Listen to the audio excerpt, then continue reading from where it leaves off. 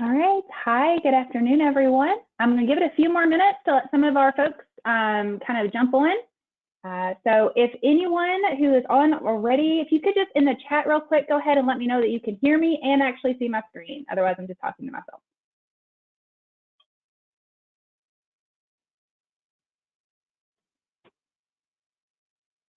All right. Perfect. Okay, you guys, it looks like you can both hear and see me. So I appreciate that. All right. I'm going to go ahead and have us get started with today's presentation. If as you may have noticed when I started the broadcast, we are recording this, so you will get a copy of it after the presentation is over, and it can also, it will be emailed to you. So if there's anything that we go through today that sounds really interesting, but you just weren't able to catch it right away, or you're kind of multitasking on a lunch break or something, don't worry about it. We'll be able to send you this recording after so you have it. All right, so we will go ahead and get started. Hopefully, okay, yes, everyone can still see my screen. I appreciate it. If throughout the presentation you all have questions that you want to ask or comments, please feel free to throw them in the chat box. We'll try to answer them throughout the presentation. I like this to be an interactive process. This is for you to learn more information about business ownership in general. So with that said, I'm going to go ahead and get started. All right, so again, thank you everyone for coming today. This is FranNet's presentation specifically geared towards veterans. Veterans and entrepreneurship. Is entrepreneurship your next career move? I'd like to go ahead and just introduce myself. My name is Amanda Berry, and I'm a consultant with FranNet. Personally, I have about 5 years of experience in the franchising world and as a business owner. 10 years of experience, however, with the Department of Veteran Affairs. So thank you first and foremost for your service. I really appreciate that and for you being on this call today. One of my favorite things to do when I worked for the VA, I used to work for the Veterans Benefits Administration. And part of my job was helping veterans get everything from compensation to home loans to their education benefits, but also helping them understand what was their next career, especially after coming out of service and transitioning from service.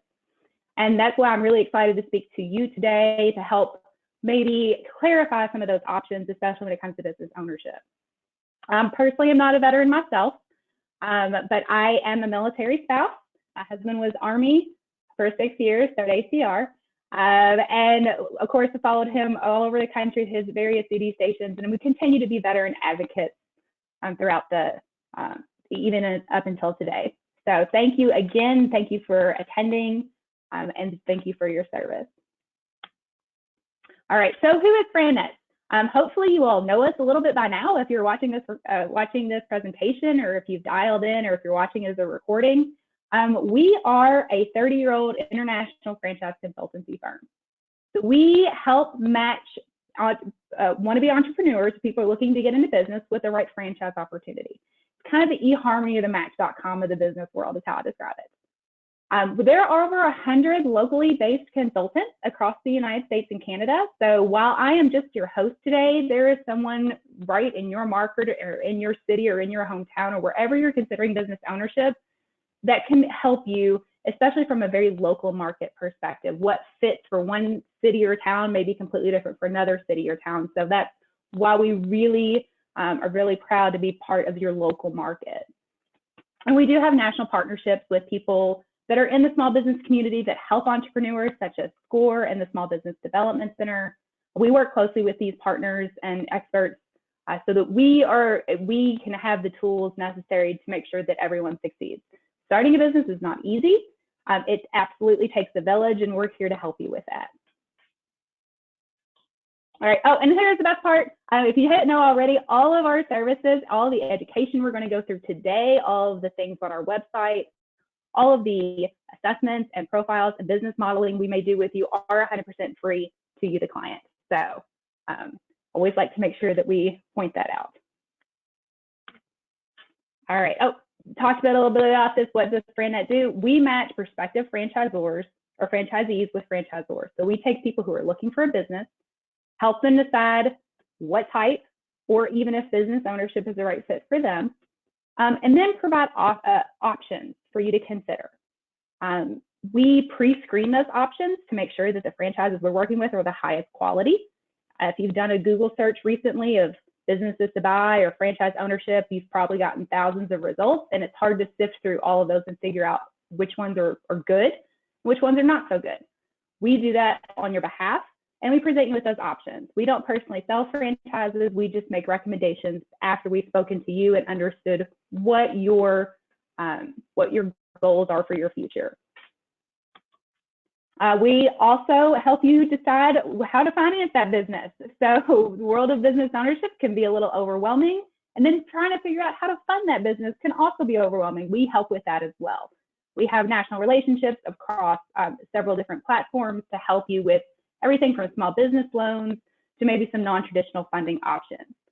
For my veterans specifically, and for my military families, there are a few more options out there that are available that aren't available to the civilian population. And we're going to go over a few of those today as well. And that's really one of the benefits and perks of being a veteran and thinking about business ownership, is you do have some different options available to you and only exclusively to you. So we will go over those today as well. We also like to just go over real quickly our client bill of rights. If you have worked with FranNet at all in the past, or you currently are, you've probably seen this.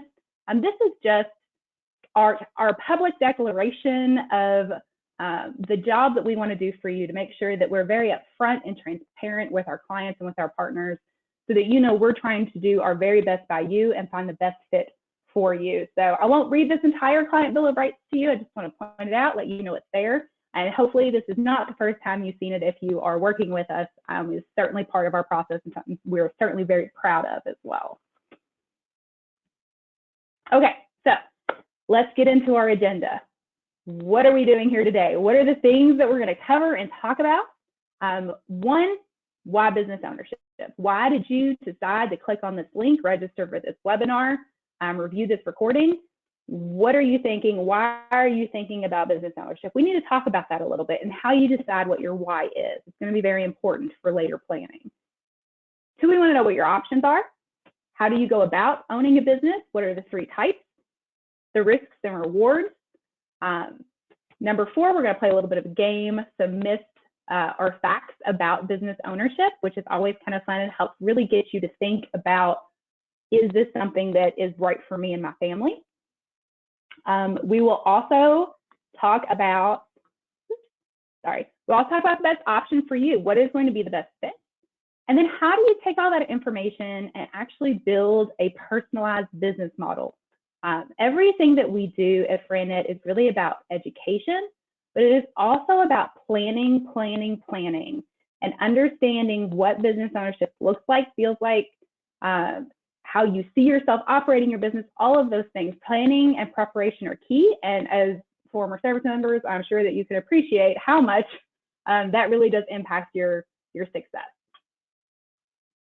Okay, so I want you to take a minute and imagine yourself as a successful business owner. How would your life be better? Why would you go into business? And I will be very honest with you, business ownership is hard.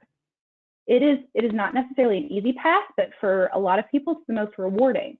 And understanding why you want to go into business is probably one of the most important things. What are you going to get out of putting this risk out there? What are you going to get in exchange for your business when you could quite honestly just get a job? So think about it. And here are some of the answers that we hear constantly. I know I hear this constantly from my clients and from the people I help. Obviously, success, that's a big one, right? Why own a business? I'm sure you've all read all of the books, right? The 7 Streams of Income, Rich Dad, Poor Dad, all of those things that tell you, here's how you can be successful. Business ownership is certainly a vehicle that can get you there. But you really need to understand what is in it for you.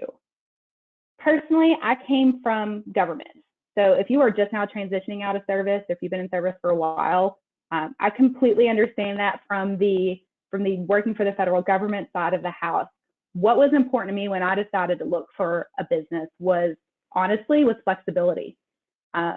When I worked in the federal government, there was no flexibility. You did what you were told when you were told to do it, and that's when you got it done. That gave me certain skill sets that I've carried on for today, but that was something I really wanted out of my entrepreneurship journey. I really wanted flexibility and control. Those were two very important things to me. So really think about what is in it for you, because that's going to be a driving factor and help you with your decision throughout this process. All right, so if owning a business is wonderful, then how come so many people don't? There's plenty of people out there that just decide to go on to traditional employment. There's a lot of reasons. I'm sure that you can type some in the chat, and yes, absolutely. I see, there's a lot of consideration when you start thinking about going into business, especially in this particular environment, right? The world's kind of gone a little crazy the last couple of years. So what does business ownership even mean right now today? So why do people choose to work for someone else? Well, those are pretty obvious reasons, right? It's less risky. Job is always going to be safer than a business. Cost money. Businesses cost money to start. How much money do you need? That's a big important question. Am I willing to risk that much money? That's another big important question. That's something we're going to go over today as well. Knowledge. I don't even know where to start. I used to dream and think about owning my own business. Certainly in the very beginning of my career, it was something I thought about all the time, but I had no idea where to start. And it can be very overwhelming if you don't have the right guidance and tools to help you. And then skill set. I did not understand what it took to run a business, and I didn't even know how to figure that out. So all of these are pretty common concerns that we hear, and they're legitimate concerns. They're things that we do need to think about, and they need to be part of your planning process. But here's the other side of the house. Is working for someone else or having a normal traditional W-2 job safe? Sure it is, in the short term. We've all have seen and heard people get laid off all the time. Maybe they are asked to move for their company and they have a family. They don't necessarily want to do that. Yank kids out of school and move across the country. This actually happened to my father. The last 3 years he was working for the company, it got bought and sold 5 different times, and he actually lost his retirement because of it. So while working for someone else in the short term is a little safer, you immediately get a paycheck, you usually immediately get benefits. It's not necessarily safe in the long run. And that is just something to keep in mind and consider. So owning your own business. Yes, it can be scary to start. But here's the thing, no one can really take it away from you. You can't be downsized, transferred, or fired. I always tell my clients the very last person you fire from your own business is yourself. You can grow the business as slow or as fast as you want. And then this is an interesting phenomenon, and I see this all the time. The longer you own your business, the safer that business becomes, which is the exact opposite of a job. Normally, the longer you're in a job, the less safe it becomes. They become more at risk for layoffs or for transfers or for downsizing. But when you own your own business, you kind of take all that risk up front. It's really risky in the beginning because you're just getting started. But the longer you're in business, a couple of years out, you've probably paid down any debt you've had to take on to open that business. You've kind of figured out what you're doing. You've got a good rhythm. You probably have some great employees in place by now. And you have a good customer service base. People know who you are. You've built a reputation. So I think it's really interesting. Doing anything has a level of risk to it. It's where do you want to take that risk? At the end of your job or at the beginning of your business? And then how comfortable are you with that? Something to think about. Yes, so this slide, we always like to talk a little bit about, it's not necessarily job security. It's really need to reframe it and think about it as income security, because we all know jobs come and go, but how are you going to build the income that you want to build for the length of time that you need that income? So reframing that conversation to really speak more to income and income security, not job security. All right, so one thing that we hear a lot is, okay, maybe I'll consider business ownership, or I've been thinking about business ownership, but what type of business? Especially now, we're coming out of a pandemic, and the buzzword of being an essential service, I think we've all heard that 1,000 times, right? So how can we mitigate our risk around opening or starting or buying a new business, especially in this particular economy? That again is all about how you decide what is risk. and what does risk look like to you, and how do you mitigate that risk? So there are lots of industries, and well, there's just lots of industries that really thrive in all economic conditions, whether there's a pandemic, whether there's not a pandemic, if the market is up, if the market is down. And we call these types of businesses recession resistant or essential service businesses. This can be something that you may consider looking at if that's a level of risk that you want to try to mitigate. There are certain businesses or industries that are driven by demographics. There are certain businesses or industries that are driven by the actual service that they are. And then there are certain that are just business-related services that are always needed, no matter what's going on. So you pick anything on this slide that you're looking at here. Growing markets driven by demographics. Residential repairs and home modification is a huge industry.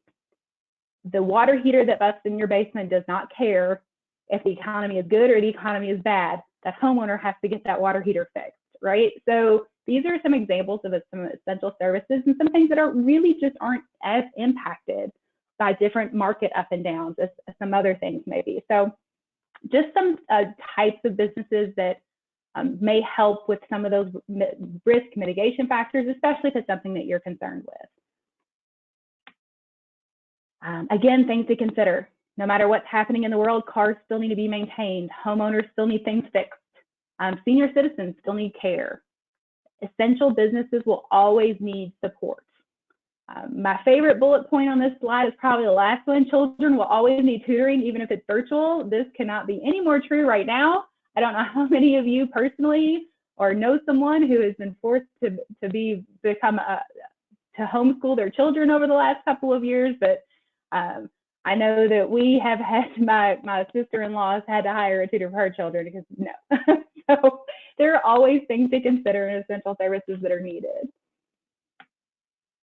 Okay, so I'm going to pause here just for a minute. I want to check the chat real quick, see if anyone has any questions up until this point. I know that was a lot of information I just threw at you. All right, perfect. Okay, so let's go over the types of business ownership. There really are three main types of business ownership, and it's going to depend on what you really want. Will help you decide where to start. So you can start a business from scratch. You can buy an existing business, or you can buy a franchise. I personally have done all three of these things. Each has their own pros and cons. No one option is necessarily better or worse than the other. It just depends on you and what you want. So we're going to go over these options really quickly, but to give you a really good idea of what we're looking at. So start a business from scratch. Probably the most common thing that we think about when we think about business ownership. We think, okay, I'm going to start a business. I'm going to figure it out. I'm going to do it myself. So lots of advantages here. You have total control. You are completely in control of your business. You make all the decisions, which is probably one of the biggest reasons we go into business in the first place, right? We also have a lot of room for creativity when you start a business. It's all on you. You get to decide everything. No predetermined rules. You can build a business from your passion. Some of the disadvantages. You literally are everything. So you have to learn how to do all the things, including all of the things that don't necessarily make business ownership fun. All the accounting, all the marketing, all of the systems, all the how you're going to get your website to talk to your merchant services to make sure that people can pay for the products that you're selling. All of those things you have to figure out. There's also a very slow ramp up period whenever you start your own business because you're learning. You're learning everything as you're going. So it can take a little while longer to become successful in a startup. And the startup businesses tend to have the highest failure rate for all of those reasons I just described. The other option is to buy an existing business. I've bought an existing business or two, and these advantages and disadvantages are things that I've personally experienced as well. So first and foremost, again, just like if you start your own business from scratch, you have total control. In a business that's already started, you probably have cash flow, which is always good, right? You're making money day one. Goodwill, there's an established brand and established business.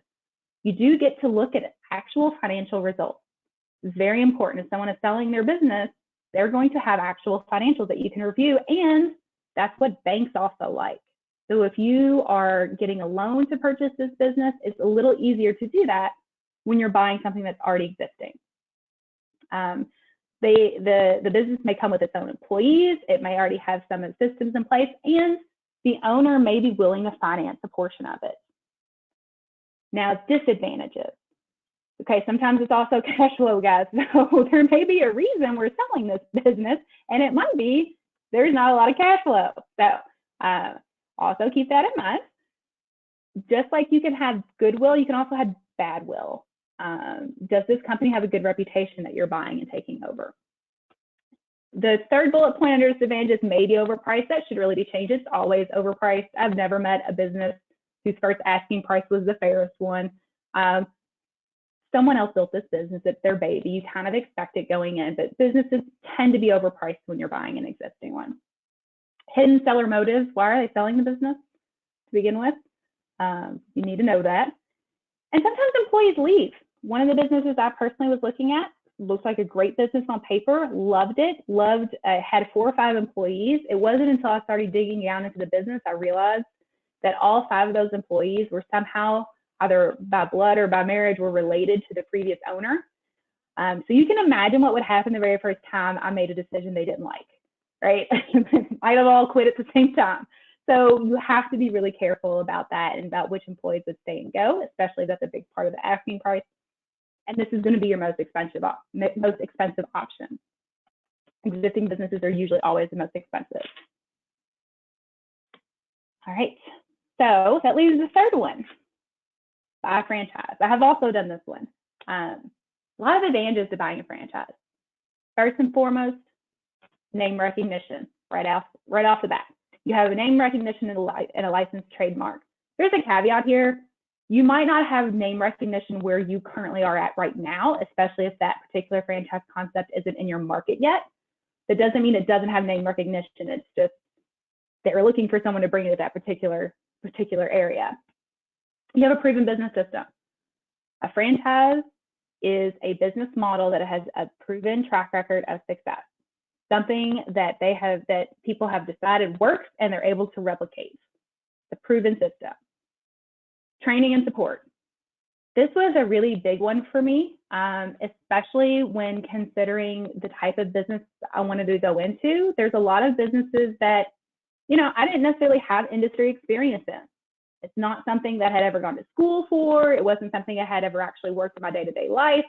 But that's the beautiful part about going into a franchise system. They provide the training and support.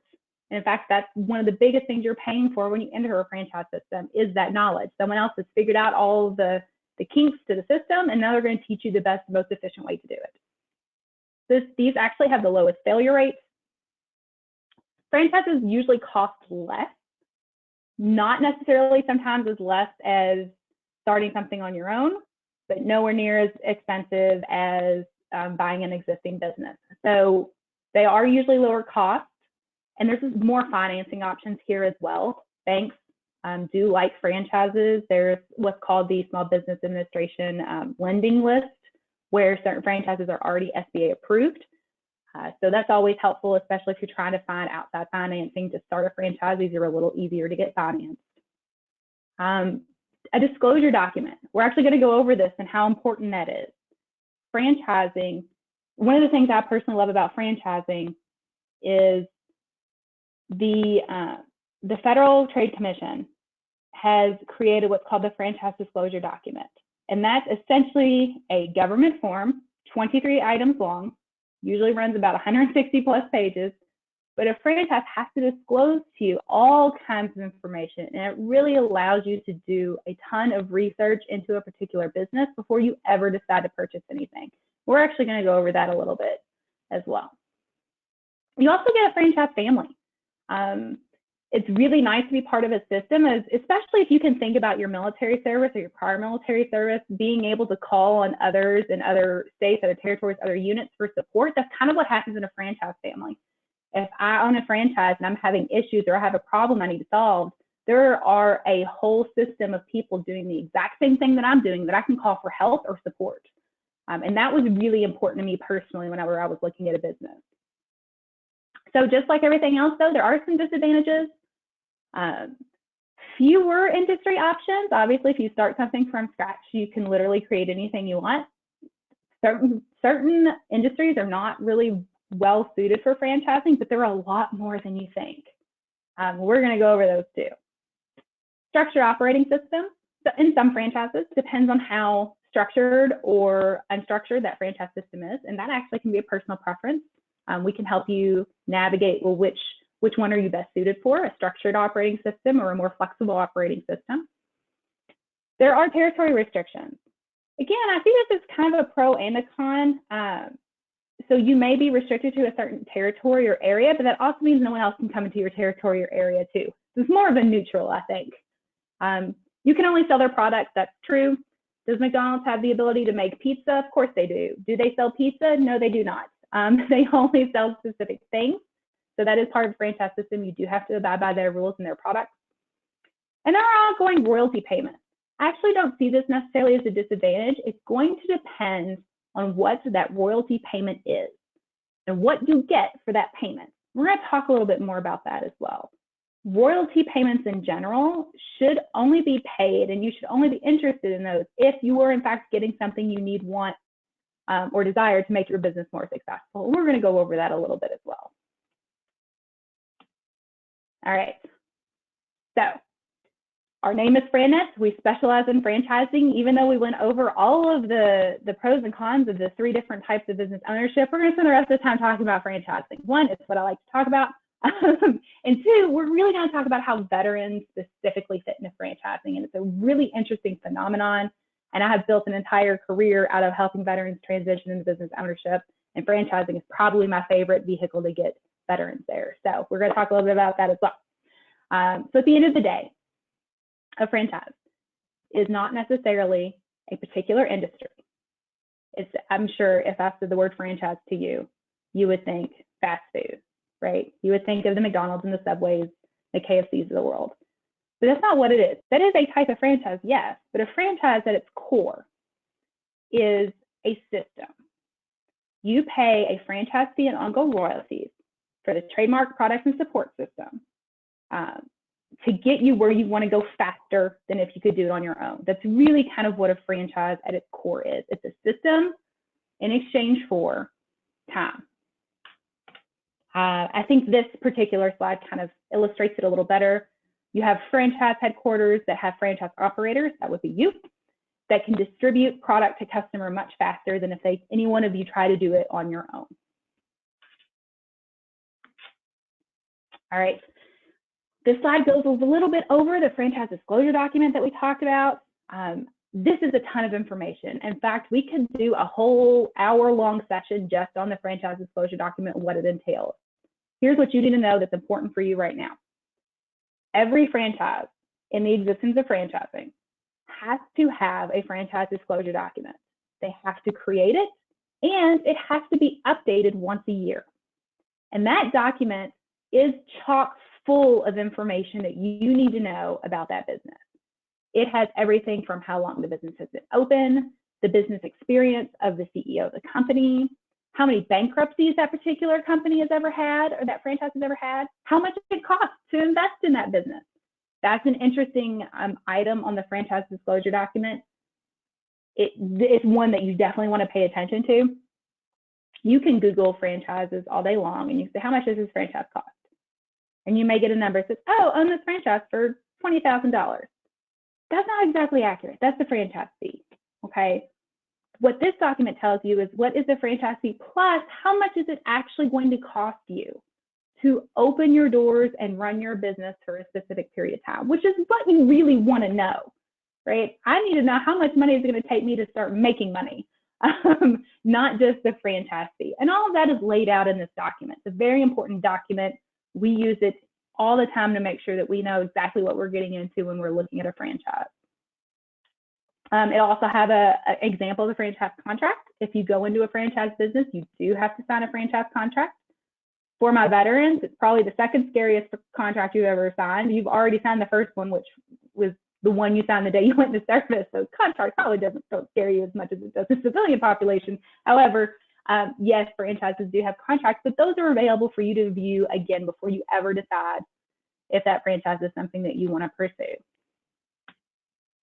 It has a whole bunch of other things in there as well, territory, financial statements. That's always important, both for the franchisor, but also what's called an earnings claim statement. Some franchises will have what's called Item 19 earnings claim statement, and that is where the franchisor is allowed to give you financial performance information for those franchises, which is important for you to know, right? If you're going to take this risk, if you're going to spend this money, what's the potential here? Now, that's the moment in time on a piece of paper in a government document. The most important, I think, information that you will come across in a franchise disclosure document, and this is something I preach and work with my clients on constantly, is what we call Item 20.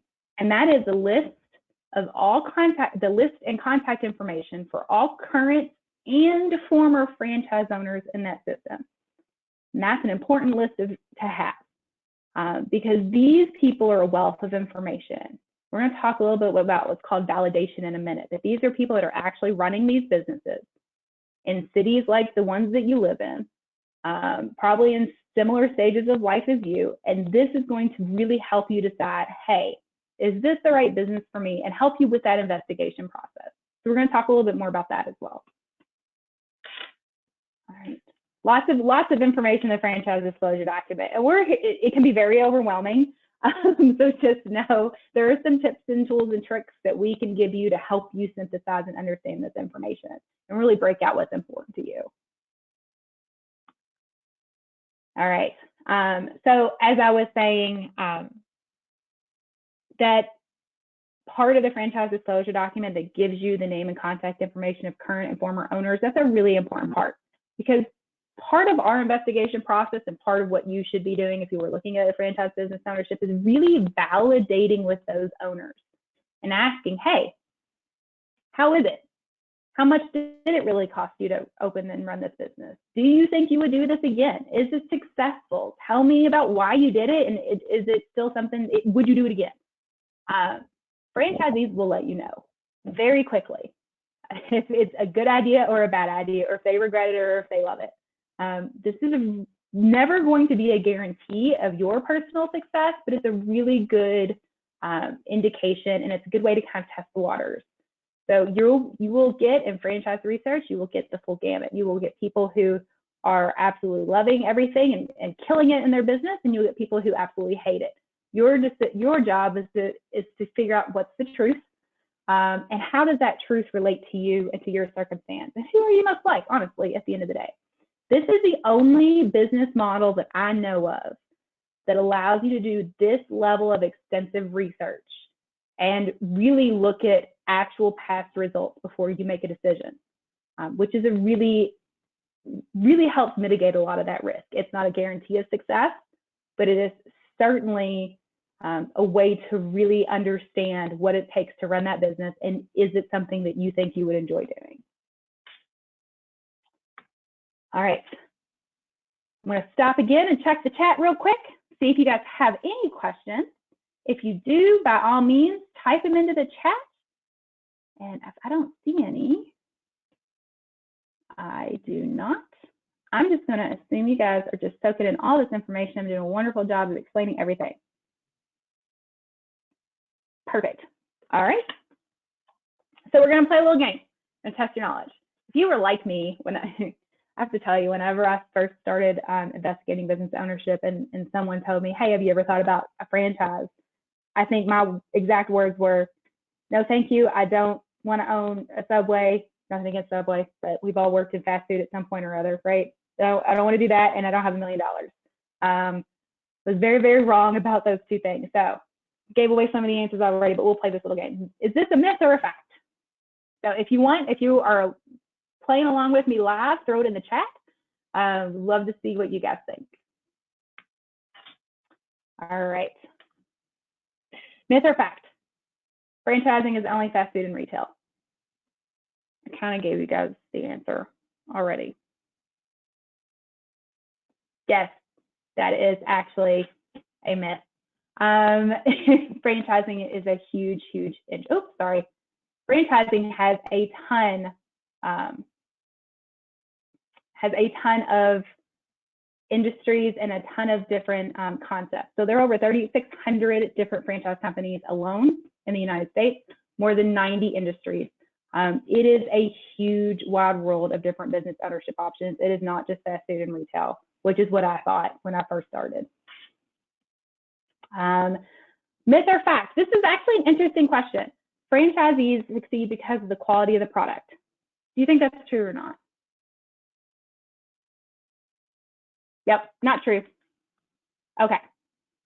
I am not saying that the quality of the product is not important. It is absolutely important. If you have a successful business, you need to have a high quality product. However, is that what makes a company successful? Not necessarily. I know plenty of companies that have wonderful products, but if you don't have the marketing system or the sales system in place to distribute the product or make people aware that you have it for purchase, it will fail. Business systems are just as important as the product, if not more. People have to know the product exists. And that's really where a franchise is really good. It can be a distribution network. It can be a particular vendor supply network. It is all about the operating system as well as the quality of the product. Those two things have to be, both of those things have to be strong to be successful. All right. Myth or fact? There are no low-cost franchise opportunities. Or there are low-cost franchise opportunities. That is true. Yes. One of the things that whenever I was looking at business ownership, one thing that I thought you had to have $1 million. I think it's probably because I just thought of McDonald's. That was my go-to, and McDonald's are expensive. Obviously, they require a whole building and people and things and stuff. I did not know that franchises were actually way more affordable than they are. So this graph kind of breaks it down. There are many different franchise options and many different price ranges. Now, remember earlier I told you that sometimes if you do a Google search, you'll see, own this franchise, and it'll have some ridiculous number, $20,000, $30,000. And that's probably just a franchise fee. Whenever we're thinking about business ownership, I want to budget for the entire thing. I want to know what's going to cost to open my doors and run my business and actually generate income before I call that a win, right? So that's the number you need to think about when you think about owning a business. How much money do I need? Really needs to be, how much money do I need to open, operate, start, and get to a comfortable level of income? And that's really what we're looking at here. So there are all kinds of franchise options in all different price ranges. Anything, a couple under $50,000 investments, all the way, I mean, you can go to $1 million if you want. The most important part about this slide, and something that I think is also a misconception, there is no automatic correlation between how much the franchise costs and how much the potential return is.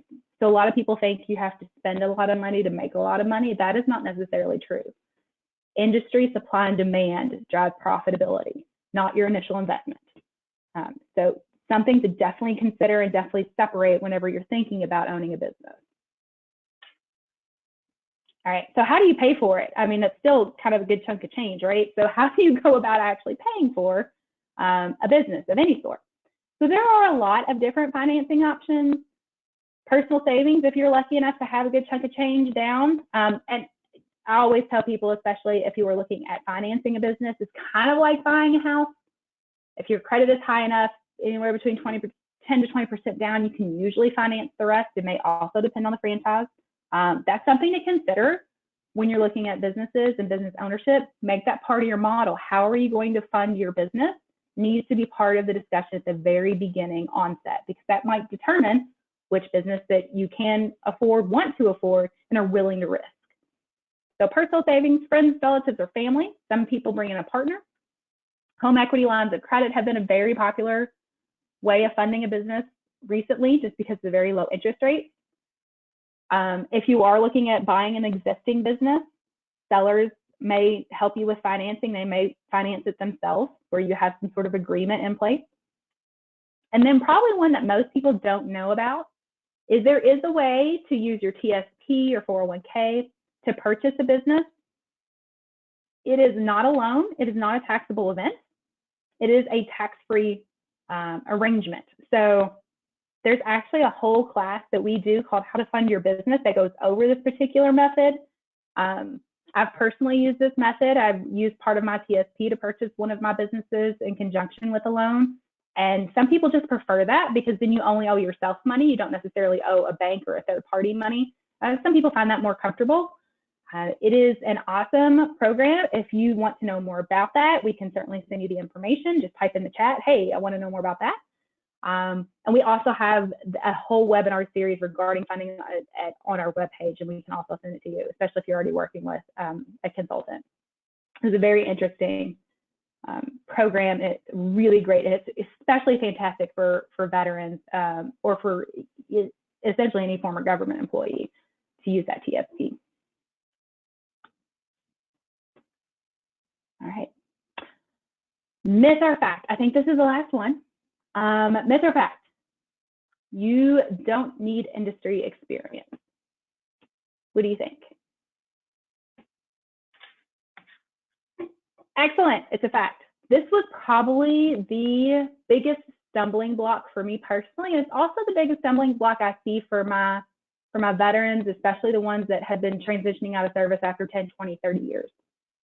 I worked for the government. I did not necessarily have any knowledge on how to do a business from the product perspective. I thought to own an automotive shop, you had to be a mechanic, right? To own a doctor's office, you actually had to be a physician. This is how I thought the world works. And that's not actually the case when it comes to franchising.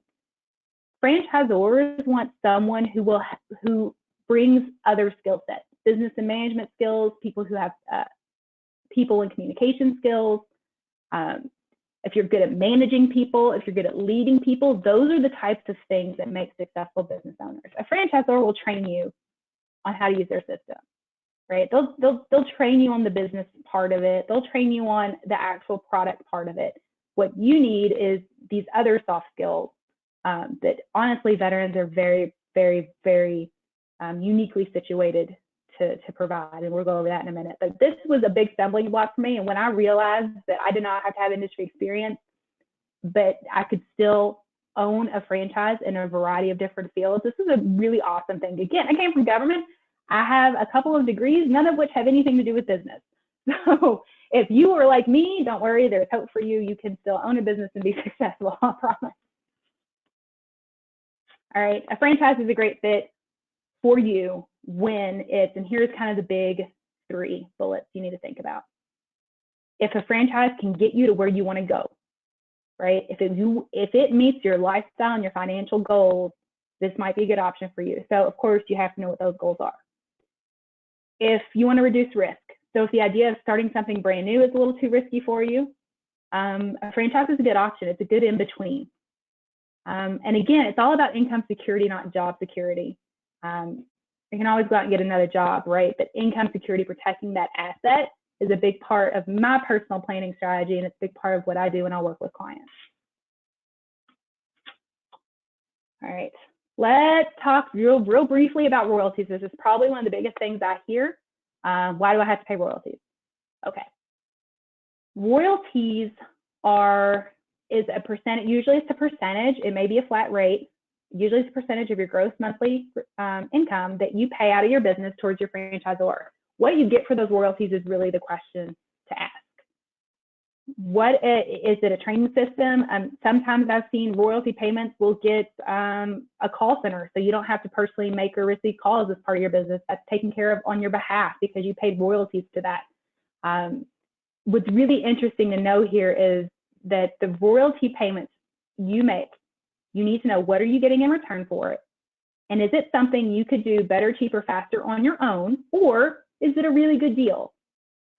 Those questions are only things that you can answer between your situation and what the franchisor is offering. So the idea of royalties is not a bad deal. It could be a really great deal. It depends on what you're getting for them. Again, franchising works because they provide a very strategic, effective system. They're the ones with experience. They simplify the process. They've tested it and checked it and decided this is the best process. They're going to provide that to you in exchange for training, support, name recognition. That's what you're paying for. That's a franchise fee you're paying. and then the ongoing royalties. So it's really interesting that, again, franchising is a really good in-between. It's not as risky as starting your own business, and it's a little more flexible than going a full-time job. It's right down the middle, and it really gives you systems to be successful. Some caveats with that: franchises are not all the same. There are some franchises where you need a lot of different units to make the income goals that you want to make, and some you don't need as many units. There are some franchises that have been around forever that are very well established, some that are very new. They're structured systems or flexible systems, expensive versus inexpensive. Really depends on what you want and what your goals are. Caveat here again, be aware of statistics. I said that franchisors don't necessarily fail as often. They still do fail. Franchises can fail. I don't want you walking away here thinking that, you know, there's no way I can fail. I'm part of a franchise. That should probably actually be a myth. Yes, of course, businesses can always fail. You need to be able to look at the good, the bad, the ugly, and decide for you if it's worth the risk. Beware of statistics. Sometimes big franchisors can skew the percentages because they don't have as many failures. I mean, McDonald's doesn't necessarily fail, right? Not all units are still run by the founder. Really, what the thing that I think that you should take away from this is you should really be interested in your success. And do you think this particular franchise is a vehicle to get you to that level? That's going to be no for a lot of people. That's going to be yes for some people. Where are you at? That's really what you have to decide. Okay, tagline for franchises: you're in business for yourself, but not by yourself. That level of support is really what is attractive to franchisees. Is you are a business owner. You make your own decisions. You set your own schedule, but you have help if you need it. All right, ask yourself these questions. Am I willing to follow the franchisor system? Is it affordable? Is it affordable for you and your family? Is the risk level acceptable? And will you enjoy it?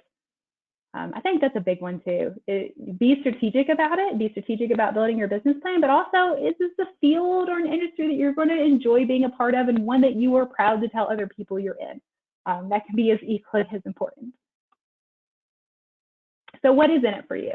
What, at the end of the day, makes you feel proud of a job that you've done? Is it the challenge and recognition that you receive? Is it knowing that you're building equity for retirement? Maybe it's that you've created more time and space for your family and their interests. Or maybe it's you want to build something that your family can be a part of. I get that a lot. A lot of my clients want a legacy business, something that they can raise their kids in, provide after-school jobs for their teenagers, and then maybe turn it over to their children one day as an investment. That is part of your business model when you're researching businesses. Is it independence and control? And is it financial security? What is it that you want out of your business? Okay, so let's get to the veteran part of this. So this is really interesting. Veterans make fantastic franchise owners for a variety of reasons. You all know them, work well in the team, leadership skills. The military definitely teaches you leadership skills, strong work ethic, and the ability to execute a plan. It's interesting. I describe franchising as kind of an in-between space in business ownership. It's really well suited for veterans. You have the ability to follow a rule book, and you can follow that rule book and be very successful, but you can improvise, adapt, and overcome as necessary as well. So it's a little bit of both worlds. And what is really interesting, veterans make up 7% of the population, but 14% of franchise owners are veterans. That's almost double. Veterans do so well in franchise systems. A few more statistics here. One of the things that I think is really interesting, 70% of franchisors have a veteran franchisee or employee in their system. Franchisors love veterans. Love veterans because, again, you guys bring a specific work ethic to the table that not a lot of other civilians have, which is really interesting. I will also say personally, I have published a lot of research with the University of Louisville on veterans and franchising, and not only do veterans make fantastic franchisees, but of the participants we interviewed in our study, they make fantastic franchisees. They're also the happiest franchisees. So they usually are some of the most successful owners in those systems, and they're the happiest at being owners in those systems. So it's a really interesting phenomenon to watch, and one that a lot of veteran-centric groups are focused on and researching. I have put several veterans into business over my career, and it's a thing that I absolutely love to do. And they're almost always very successful in their systems, and it's really intriguing to watch. And I'm so happy to help facilitate that journey. So that FranNet is a specific program. I'm not going to read all those things on the slide to you. You can read it. But again, there is a program through the International Franchise Association called VetFran, and it's really it was started in '91 after the first Gulf War to help transitioning service members that are trying to come back into civilian life look at business ownership as an option. And that's kind of where VetFran was born. One of the best parts about VetFran is a lot of franchisors are members of this program, and they provide some pretty steep and significant discounts specifically for veterans. So when we talk about the franchise fee, a lot of franchisors have military discounts off of those. And there are certain tax credits available if you are a veteran-owned small business, and if you are also employing other veterans. I work with a lot of veteran clients that part of their business model is to help give back to their fellow soldiers, sailors, and Marines, and to help them get good paying jobs as they're getting out of service, and they're able to provide that. There's some incentives there for you if you are a veteran-owned small business to provide those opportunities. Okay, so again, we just went over a ton of information. Purpose of this today was just to help you lay some groundwork. Hopefully you've learned a few things, but if you're sitting there going, well, this sounds great, Amanda, I can't wait, what's next? Or maybe you're thinking, I'm still not sure if this is right for me. I'm not sure if business ownership is something that is right for myself and my family. The next step, I think that is, one is the most fun and also one of the most enlightening, is we have what's called an entrepreneur readiness profile. This is an assessment. It's a free assessment.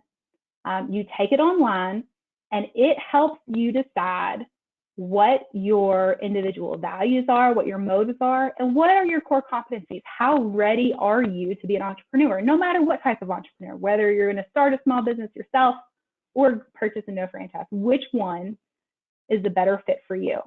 So maybe you already have a link if you're working with a franchise consultant in your area already. They may have sent this to you. If not, I think it's on the next slide.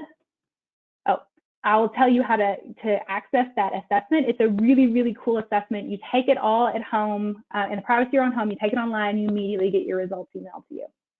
So part of what that assessment tells you is, what are your transferable skills? Something I personally struggle with, I think everyone does to an extent. If you have a really high skill level in a certain area and you're just naturally good at something, you don't even necessarily see it as a skill. You might just think everyone's good at that. But in fact, in reality, it's actually a pretty valuable skill that you have that you can use and transfer into a business. So that assessment will help identify what those are. Especially if you were like me, or if you're coming out of service or government where, you know, things like sales and marketing were kind of foreign words to me. I didn't understand necessarily what those meant. Believe it or not, you may have skill sets that are very, very similar. You just don't know it. So this assessment helps with that. It'll also help you build your business model. You need to think about all aspects of a business. What type of customers do you want to have? What type of employees do you want to have? Do you want to work full-time or part-time? What's the business environment? Are you working in a business where you are working outdoors a lot, or is this a retail facility where people are coming to you? Do you want something in a new industry that's kind of emerging, or an established industry? All of these things are things to think about whenever you're looking at business ownership. A lot of people try to think about the product first. We always preach, you really need to look at your business model first.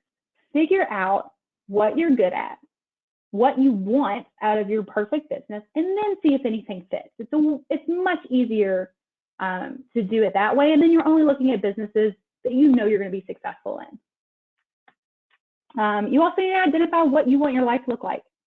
You know, 1 year, 5 years, 10 years, 20 years, what's happening here? How much income do we need out of the business to make this successful? Is it possible to get there? Those are definitely things you want to understand and learn. What does the end of this need to look like for you to make it worth the risk? Okay, so I'm gonna leave this screen up for a minute. If you want to get started, the very first thing, if you've never worked with a franchise consultant before, you don't know who's local to your area that can help you, you can go to our website. We'll get you connected with your local consultant based on your zip code. If you're already working with a local consultant, they will reach back out to you after this presentation. If you just want to see what your business profile would look like, by all means, more than welcome to do that. There is a QR code there at the top of the screen. Go ahead and scan it. It'll ask you a short questionnaire, your name, your email address, those types of things, and then it'll send you a link and an email with that assessment. I highly encourage, if you do nothing else with us today, take that assessment and just kind of see where you're at on the entrepreneur spectrum. Is this something that you should be pursuing? You can also just visit FranNet.com, but that is a tool that is always available for you. All right. Additional resources, if you want more information, again, our website has a bunch of information on there. There's actually some free book downloads that you can download to read a little bit more about business ownership in general, more about franchising, some suggested readings here, and then working with your FranNet consultant. So I am going to stop here. Let me see, are there any questions from anyone today?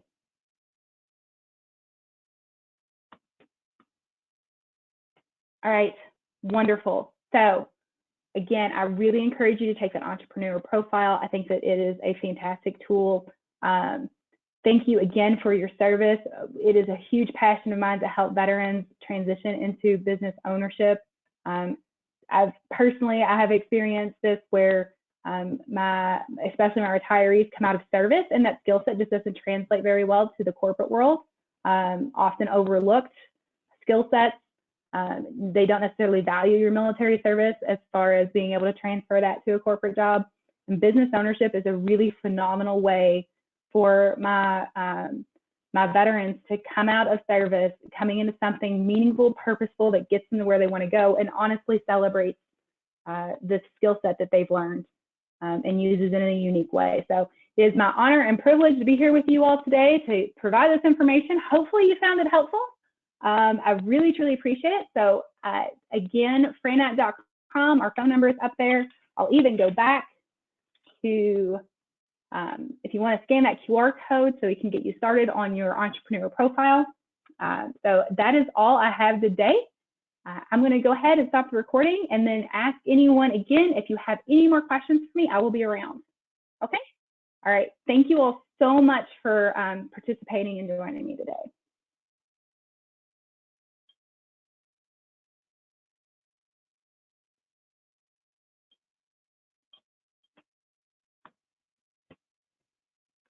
Thank you. You're welcome. Thanks, Jeremy. Oh, Jim, if you are still on, is there a list of all the franchises? There is. If you go to FranNet.com, we do have a franchise directory. You can kind of look around, but that can be pretty overwhelming. My biggest piece of advice is to take that profile first, just to see what types of businesses you're best suited for already, and then we can look at the directory and figure out what fits instead of trying to look at 4,000 options. If that makes sense. All right. Jeremy, do you know anything about franchises regarding pets, animals? Yes, it's a very popular industry. My husband and I do not have any children. We have 2 dogs. They are my fur babies. I work specifically to provide them with toys and bones. So it's a huge industry. Yeah, there are a lot of franchises in that industry. Jeremy, if you want to take that assessment, we'll get you started looking at some of them. You can imagine there's a huge variety of investment levels on that one. Big, massive daycare centers all the way to mobile grooming. In fact, one of my veterans actually just purchased a dog training franchise. So she helps train dogs for other disabled veterans to use as like emotional support animals. It's a really cool franchise. Oh, you do? That's so awesome. Yeah, talk it over with Erica. She's phenomenal. She's a phenomenal franchise consultant. She's been hounding you. I mean, she's doing a good job, Jeremy. She's very good. Highly recommend and have a great regard for her ability. All right. Yeah, you're welcome. All right, I'm going to close it off now. Again, if you need me at all, I will actually put my information because, again, very involved in the veteran community. Like I said, I used to do benefits processing. So if you always offered all my veteran clients, and all my family members know this as well, if you have any questions about how to deal with a VA to get your benefits, call me. I still do that. That is my email address. I've just popped it in. And then, of course, just contact your FranNet consultant. They'll be able to help you as well. All right. Bye, Jeremy. Bye, everyone else that participated. I really appreciate it. Bye.